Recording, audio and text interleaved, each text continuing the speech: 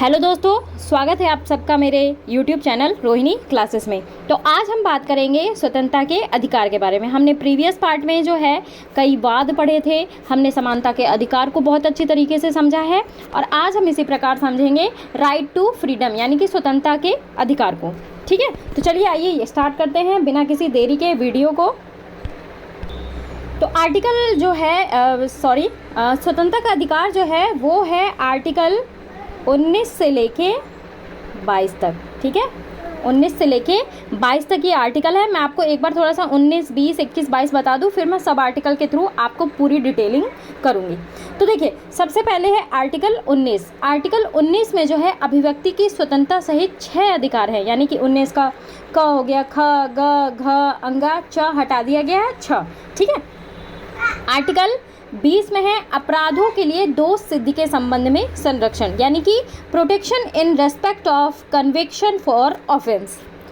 Article 21 में है प्राण और दैहिक स्वतंत्रता का संरक्षण, यानी कि protection of life and personal liberty.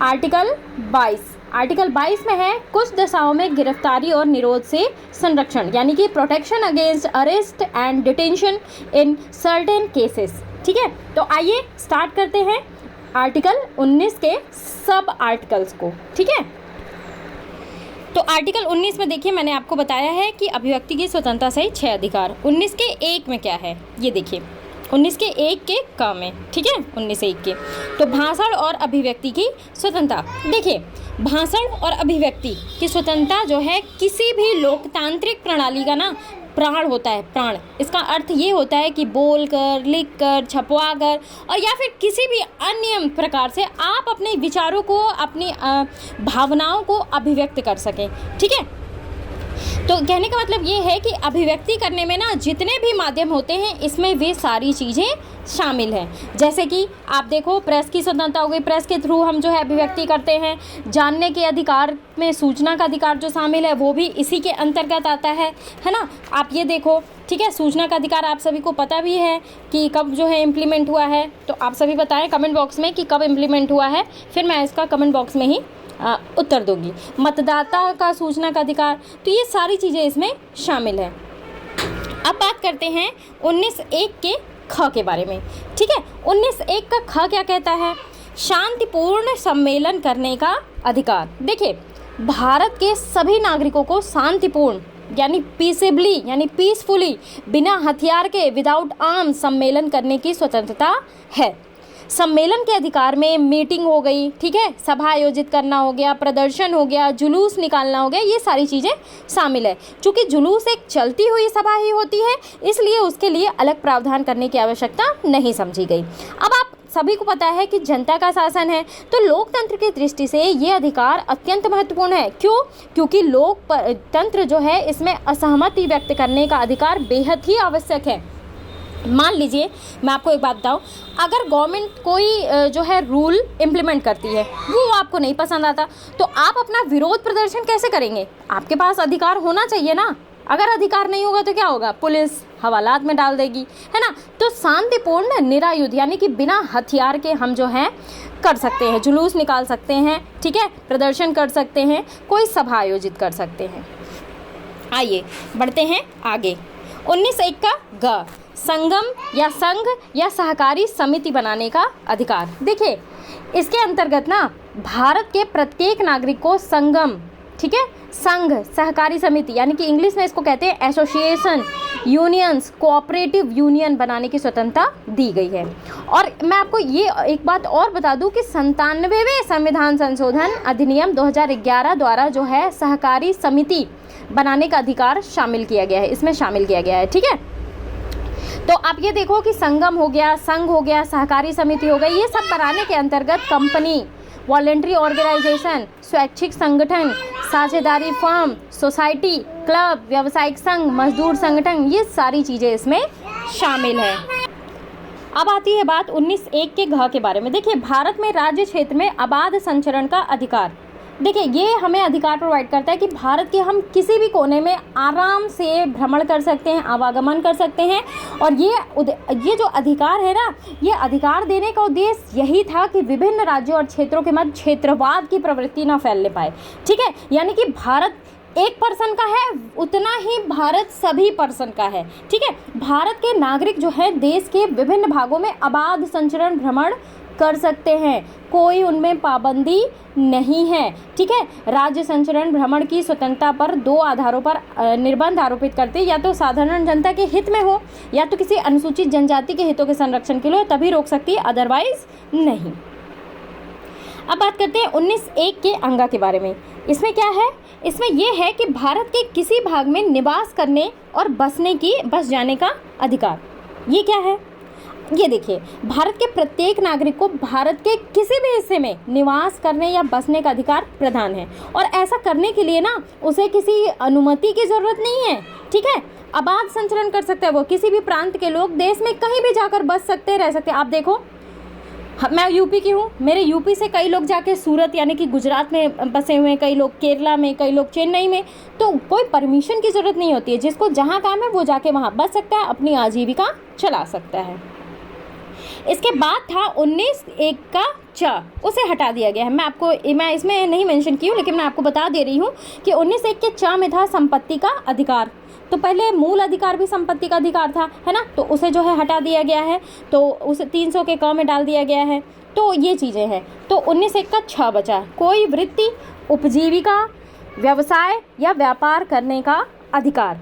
यानी कि कहने का मतलब ये है कि कोई भी व्यक्ति प्रोफेशन, ऑक्यूपेशन, ट्रेड, बिजनेस इस प्रयोग के लिए इसलिए किया गया है ताकि लोग अपनी आजीविका चला सके। ठीक है, ध्यान रखेंगे। और व्यवसाय की स्वतंत्रता का अर्थ ये नहीं है कि व्यक्ति जो चाहे व्यवसाय करे। न्यायालय ने कई मामलों में निर्धारित किया है कि व्यवसाय का अर्थ वैध व्यवसाय से है, अवैध व्यवसाय से नहीं।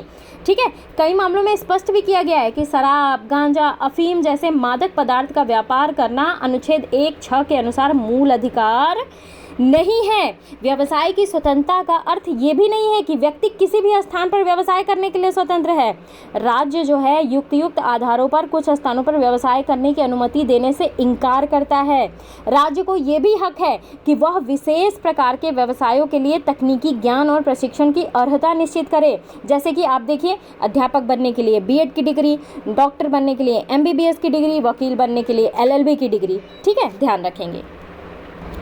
अच्छा, एक चीज़ और निकल के इसके सामने आ रही है कि हमने 19 आर्टिकल तो देख लिया, इसका निलंबन कब हो सकता है, सस्पेंशन कब हो सकता है, इस अधिकार, मूल अधिकार को रोका भी जा सकता है। कैसे, मैं भी बताती हूँ आपको। देखिए, स्वतंत्रता का अधिकार सामान्यतः विभिन्न परिस्थितियों में सस्पेंड किया जाता है। ठीक है, अनुच्छेद 352, ठीक है, इसके अधीन जब आपातकाल की घोषणा होती है तो हमारे स्वतंत्रता के अधिकार जो है वो सस्पेंड किया जाता है। ठीक है, ध्यान रखेंगे, जब अनुच्छेद 352 के अधीन आपातकाल की उद्घोषणा होती है तो अनुच्छेद 358 के अनुसार, ध्यान रखेंगे, अनुच्छेद 19 अपने आप जो है निलंबित हो जाता है। ठीक है, आपातकाल में संसद द्वारा पारित किसी विधि या सरकार द्वारा की गई कार्यवाही ना अनुच्छेद 19 के उल्लंघन के आधार पर न्यायालय में चुनौती नहीं दी जा सकती। ये चीज़ ध्यान रखेंगे। आगे बढ़ते हैं, तो अब बात करेंगे आर्टिकल 20 अपराधों के लिए दोष सिद्धि संरक्षण के संबंध में। देखिए, आर्टिकल 20 में है कि अपराधों के लिए दोष सिद्धि के संरक्षण में, और इसके भी सब जो है आर्टिकल्स हैं, 20 का 1, 20 का 2 और 20 का 3। तो सबसे पहले हम देखते हैं 20 का 1, भूतलक्षी दांडिक विधियों से संरक्षण। देखिए, कोई व्यक्ति किसी अपराध के लिए तब तक जो है दोष सिद्ध नहीं ठहराया जाएगा जब तक कि उसने ऐसा कोई कार्य करते समय जो अपराध के रूप आरोपित है किसी प्रवृत्ति विधि यानी कि लॉ ऑफ फोर्स में अतिक्रमण न किया हो। ठीक है, उससे अधिक दंड का भागी नहीं होगा जो उस अपराध के किए जाने के समय प्रवृत्ति विधि के अधीन आरोपित किया गया। अब मैं आपको बता दूं कि दो चीज़ें हैं, एक तो ये भूतलक्षी है। ठीक है, भूतलक्षी होता है एक होता है भविष्यलक्षी, एक प्रोस्पेक्टिव होता है, एक रेट्रोस्पेक्टिव होता है। ठीक है, यानी कि भूतलक्षी और भविष्यलक्षी को मैं आपको बताना चाहूँ तो भविष्यलक्षी होती है वे जिस दिन पारित की जाती है उसके तुरंत बाद या किसी परिवर्ती तिथि से लागू होती है। और अगर इसके विपरीत बात करूँ तो कभी कभी विधानमंडल जो है विशेष आवश्यकताओं को ध्यान में रखते हुए कुछ विधियों को रेट्रोस्पेक्टिव यानी कि भूतलक्षी प्रभाव से अर्थात यानी कि भूतलक्षी जो है ये भी दो प्रकार की होती हैं, सिविल विधियाँ और क्रिमिनल लॉ। ठीक है, तो ये इसमें हम नहीं जाएंगे ज़्यादा डिटेल में।